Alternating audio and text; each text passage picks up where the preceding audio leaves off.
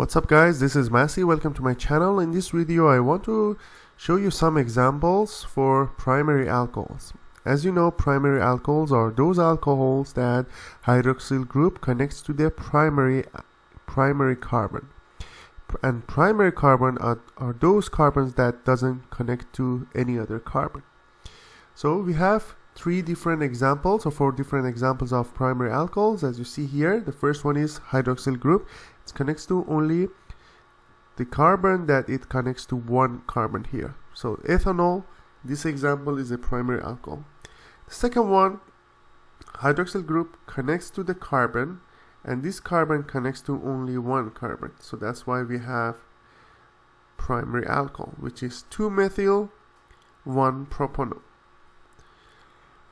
This one is benzyl alcohol, and again this hydroxyl group connects to the carbon, and this carbon it connects bonded to only one carbon. So that's why this one is primary alcohol as well.